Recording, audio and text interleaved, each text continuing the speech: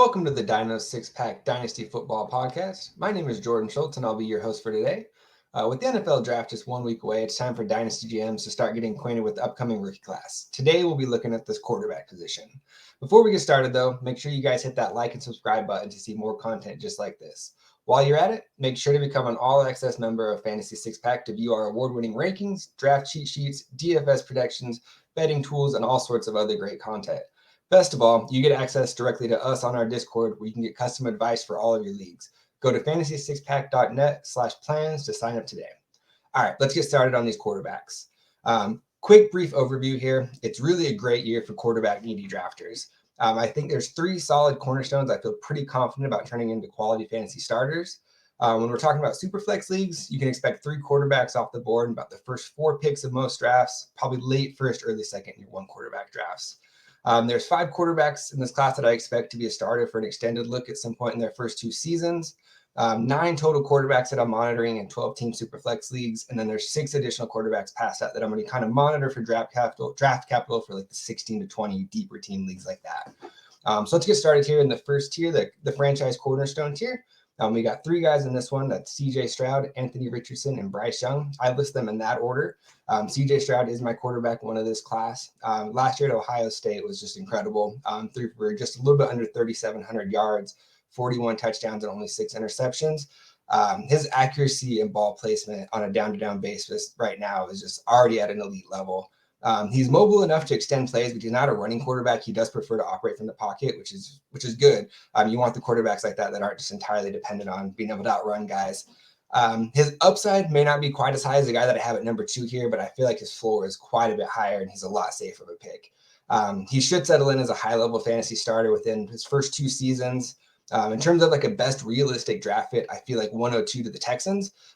Get him in there and then use that 12th pick to bring in a receiver or some offensive line help for him. I think that'd be a really good spot for him. I like the culture that D'Amico Ryans is building there. I'd love to see Stroud end up there.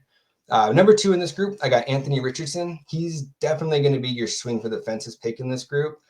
He's 6'4", 240 pounds. He has track star speed and like an explosive arm that can make pretty much every throw on the field from any platform. Just really needs to clean up the mechanics. They're pretty inconsistent right now. If you can get that and his processing speed up a little bit quicker, I think he can really surprise guys at the next level. I've heard a lot of people kind of throw around the term that he's raw. I don't know if that's necessarily the case. I think he's just more kind of inexperienced and wasn't really used right in Florida. I think when he gets up in the NFL and has an offense that's tailored a little bit better to his strength with better offensive coordinators, I think you'll really see him take his game to another level. His rushing floor should give him his rushing skills should give me a nice fantasy floor right away. Think kind of like a Justin Fields last year, but like if Justin Fields was like closer to Derrick Henry size. That's what we're talking about with Anthony Richardson here. Best fit for him, I would say, is Seahawks at 5. He would have to sit behind Geno Smith for a year and a half, but I don't think it'd be long before the superior talent won out. You'd have Richardson coming in, throwing to DK Metcalf, Tyler Lockett, Kenneth Walker in the backfield to take the pressure off. I think that would be an awesome landing spot for him long term. Third guy in this tier for me is going to be Bryce Young. His best skill is probably extending plays and making throws on the move, which is something that kind of makes me a little bit nervous at the next level with the fact that he plays closer to that 190 to 195 pound weight range. Just really don't want him taking a lot of hits, for one, because of that slender frame, and then secondly, because he had 12 fumbles his last year in college. So a little bit of ball control issues that he'll need to get cleaned up. So just kind of between those 2 things, I'm a little bit nervous, have him a little bit lower. I do expect him to go first in the NFL draft, which I don't agree with. I would go with 2 other quarterbacks ahead of him, real life and in fantasy here. He does have potential star potential. That is there. It's just there's a lot to overcome. There's a lot of risk there. I'd feel a lot better betting on the 2 other guys in this group. Moving down to the second tier, these are the guys that I'd kind of consider potential starters. I don't think that they have kind of the all-star level, cornerstone level potential of the first 3 guys we had, but I do think they're guys that could kind of settle into kind of that Daniel Jones, Kirk Cousins, Jared Goff type tier in a couple years. 2 guys here, we got Hendon Hooker and Will Levis. I actually have Will Levis coming in at number 5, but we're going to start with him. He is probably the most polarizing prospect in this draft class. I've seen him as high as the number 1 overall player in some experts ranks, and then down to as low as 5th round grade in some grades or some ranks that I really respect and believe in. So it's just crazy seeing like guys that I really trust have that wide of a viewpoint on one guy like that. Some pros on him. He does have the prototypical build and the arm strength that you're looking for a franchise quarterback. He just didn't really have the production or consistency to match up with that. He definitely took a step back in his second year at Kentucky. Was that because, he lost some of his coaches, Wandale Moore, a couple of offensive linemen, or is it just because he was exposed after the teams had another year of film to kind of prepare and get ready for him? I don't really know. I think he's a risky investment. Like, the upside there is definitely huge. If he gets high draft capital, I imagine he's probably going to go higher in dynasty drafts, and I'm going to feel comfortable drafting him. He's a guy I kind of like more in like the late first round, early second round, and just especially in super flex leagues, if he goes in top 10 picks, he's not going to go there. He'll be a top 4, top 5 pick, and that's just a little bit too rich for me. Best realistic fit for him in the NFL, I'll go with the Indianapolis Colts at 4. It's a team that he's been linked to a lot, and it just seems like the guys there pretty much already have their mindset on him. If any of the reports that are coming out are believed, it seems like he's the guy that they like there, and so I feel like they would do a good job putting pieces around him to give him the best chance to succeed, even if it ultimately doesn't end up working out talent-wise there. Number 4, overall, the guy in this tier is Hendon Hooker. I'm shocked he didn't get a little bit more love in the pre-draft process until recently. Some cons on him. He's coming off of a knee injury. He's older. He's already 25 years old. So he may only be like a 1 to 2 contract player. But that's okay. I mean, that's looking a long ways down the road for dynasty owners. I'm looking more 2-3 year window most of the time anyways. Some good things about Hooker. He has a multi-year track record of dominating the same conference that Will Levis struggled in.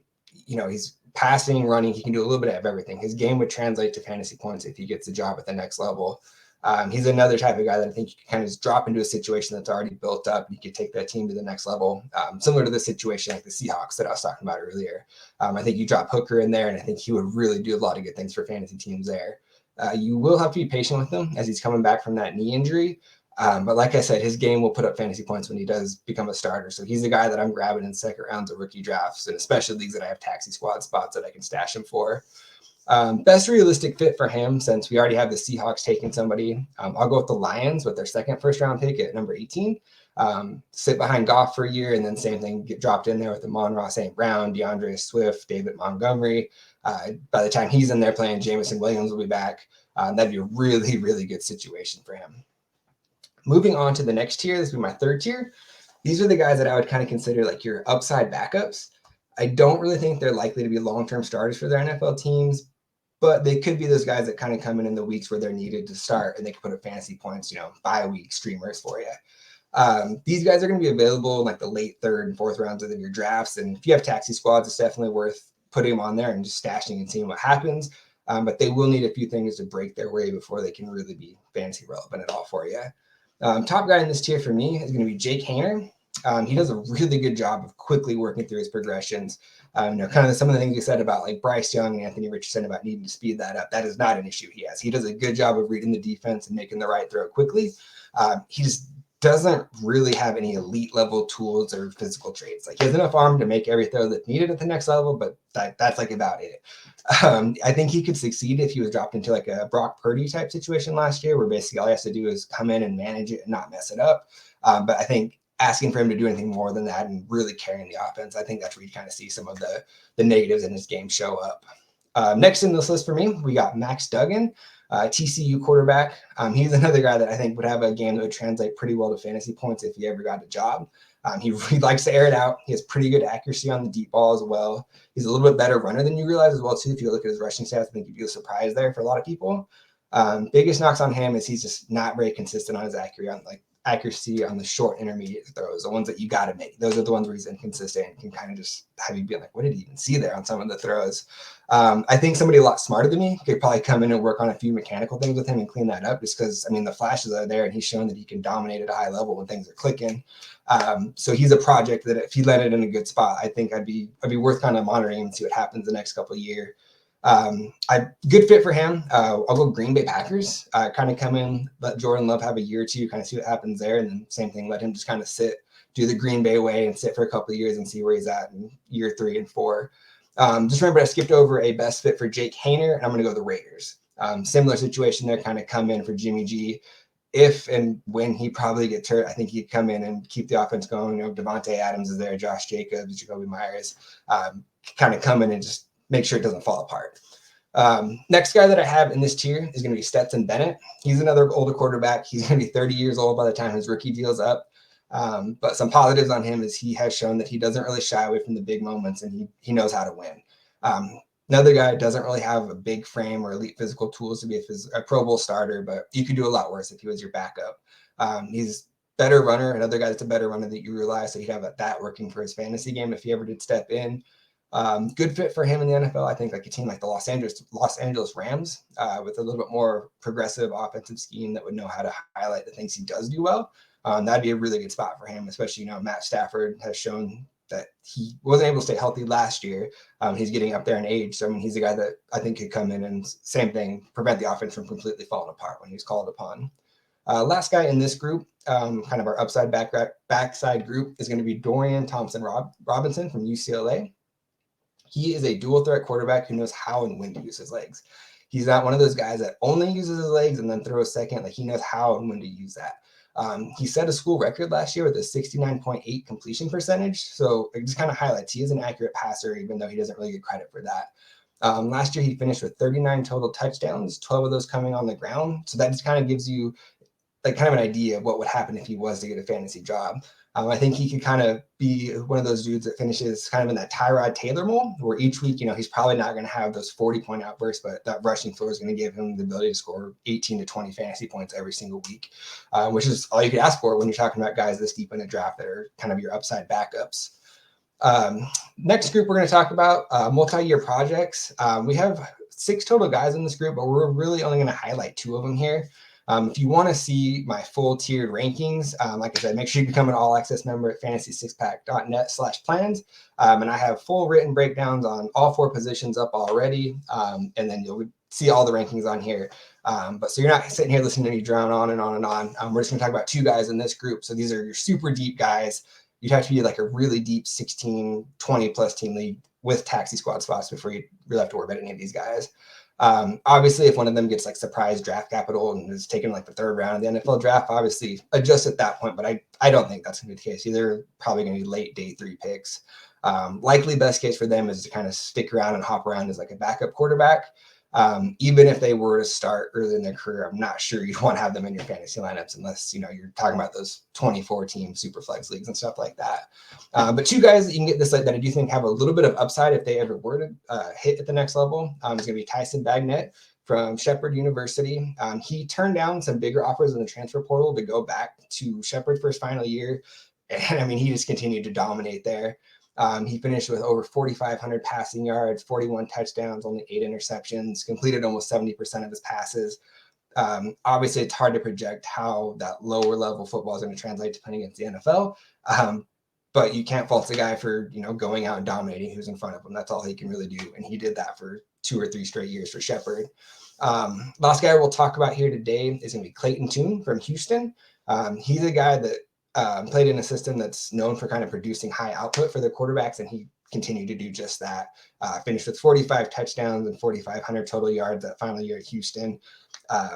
Another one, again, if he got in and was able to play, you might be able to stream a few weeks out of him. I don't know that would necessarily be the case, but there's enough tools there that if, he could clean up a few things, who knows, maybe down the road he could be a second contract starter in the NFL, kind of in like, that Jacoby Brissett mold of last year, something like that. So that will be it today. Thank you for tuning in. Again, if you'd like to see extended ranks and more content like this, make sure to become a member at fantasy6pack.net. I'll be back later this week to talk about the running backs, wide receivers, and tight ends for this class. Like I said, if you want to get a head start on that and go read what I've already written up on these guys, they're up on the site already. But yeah, thank you for tuning in, and you have a great night.